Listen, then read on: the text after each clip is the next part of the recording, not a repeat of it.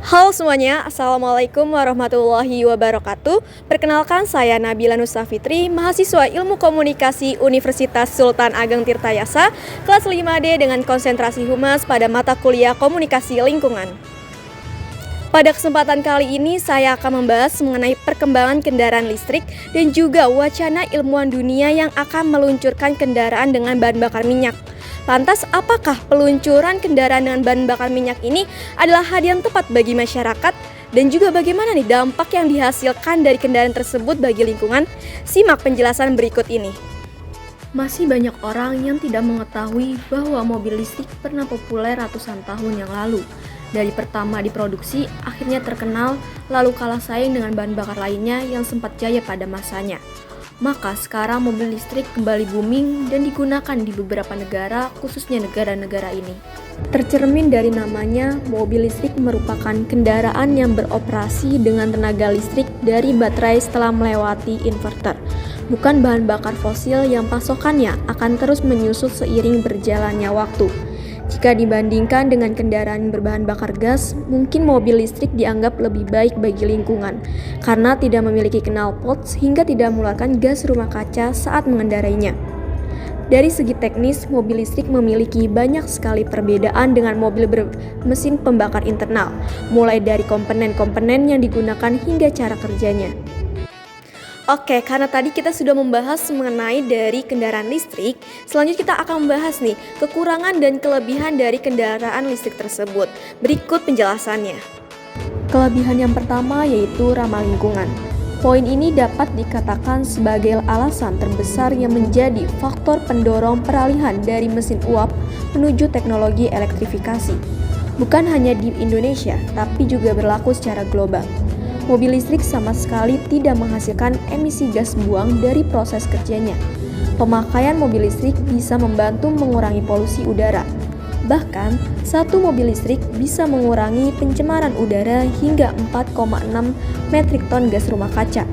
Tak hanya itu, karena tanpa gas buang, kendaraan listrik otomatis tidak menghasilkan emisi karbon dioksida saat dikendarai sehingga polusi udara akan berkurang secara signifikan.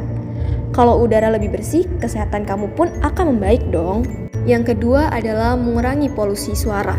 Kendaraan konvensional menghasilkan suara bising di jalan raya yang kerap mengganggu kenyamanan dari pengguna kendaraan. Berbeda halnya dengan mobil listrik. Kita tidak perlu khawatir dengan suara bising kendaraan ketika sedang berkendara di jalanan. Mobil listrik dikenal dengan kualitas mesin yang hampir sama sekali tidak mengeluarkan suara. Yang ketiga adalah pajak murah. Pemerintah memberi beberapa stimulus untuk memperluas penggunaan mobil listrik. Di DKI Jakarta, hal tersebut dilakukan dengan menggratiskan bea balik nama kendaraan bermotor atau BBNKB dan PKB yang hanya perlu dibayar 10% oleh pemilik mobil. Menurut media pemerintah otomotif nasional, penggunaan mobil listrik dengan skema seperti ini jumlahnya tak sampai 1 juta per tahun. Kekurangan yang pertama adalah harga mahal. Sudah bukan rahasia lagi bahwa harga mobil listrik di Indonesia relatif mahal bagi kebanyakan orang. Mobil listrik paling murah di Indonesia saat ini adalah DFSK Glora E yang dijual mulai harga 469 jutaan. Produknya pun tergolong segmented karena memiliki wujud sebagai kendaraan komersial. Yang kedua, harga baterai mahal. Baterai merupakan komponen paling mahal pada sebuah mobil listrik. Kebanyakan pabrikan memberikan garansi yang cukup panjang untuk komponen ini, umumnya sampai 8 tahun atau sekitar 160.000 km. Pada titik pemakaian tertentu, kualitas baterai mobil listrik dipastikan akan menurun dan perlu diganti. Untuk itu, pemilik harus bersiap-siap mengeluarkan dana yang besar. Tentu saja perangkat yang beredar masih dalam pertumbuhan, sehingga tidak banyak contoh kendaraan listrik yang harus mengganti baterainya.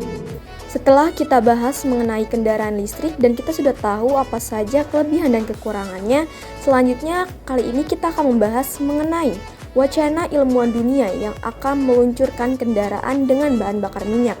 Bahan bakar minyak atau biasa kita sebut BBM merupakan salah satu sumber energi penting yang digunakan oleh seluruh masyarakat dunia di samping energi listrik. BBM merupakan energi yang berasal dari bahan bakar fosil. Fosil ini terbentuk dari sisa makhluk hidup yang mati jutaan tahun yang lalu di dalam tanah. Sehingga minyak bumi dan gas alam termasuk sumber daya alam yang tidak dapat diperbarui. BBM digunakan untuk berbagai keperluan oleh masyarakat, misalnya bahan bakar alat transportasi, pembangkit listrik, atau keperluan rumah tangga. Tadi kita sudah membahas mengenai kekurangan dan kelebihan dari kendaraan listrik. Nah, teman-teman penasaran gak sih apa kekurangan dan kelebihan dari kendaraan berbahan bakar minyak? Langsung saja penjelasannya. Kekurangan yang pertama adalah polusi udara. 3 organ penting yang dipengaruhi oleh polusi udara adalah paru-paru, jantung, dan otak. Polutan di udara adalah molekul-molekul kecil yang dapat dengan mudah masuk ke dalam tubuh saat kita bernafas, sehingga dapat mengakibatkan asma, emfisema, bahkan kanker. Selain itu juga dapat masuk ke dalam darah dan menyebabkan stroke. Kedua, pemanasan global. Banyaknya kendaraan dengan bahan bakar bensin akan mengeluarkan polusi berupa gas rumah kaca. Gas rumah kaca yang berlebihan dapat menyebabkan suhu di bumi semakin memanas dan dapat membawa bencana. Salah satunya berkurangnya lapisan es di bumi yang dapat menaikkan permukaan air di laut dan hilangnya habitat hewan di kutub. Suhu panas ini juga dapat menyebabkan kekeringan di hutan dan memicu kebakaran. 3. Mempengaruhi perubahan iklim yang ekstrim. Dampak dari pelepasan emisi karbon hasil pembakaran dari bahan bakar fosil dapat menyebabkan kerusakan udara yang akan menimbulkan perubahan iklim yang ekstrim, bahkan terkadang sulit diprediksi dengan akurat oleh badan yang menangani kondisi cuaca. Tinggi hujan dan sampah dapat menyebabkan banjir dan munculnya berbagai penyakit. Itu dia penjelasan dan pandangan terkait peluncuran kendaraan bahan bakar minyak, serta kelebihan dan kekurangan dari kedua kendaraan tersebut. Lantas, menurut Anda, kendaraan mana yang lebih efektif untuk kita gunakan?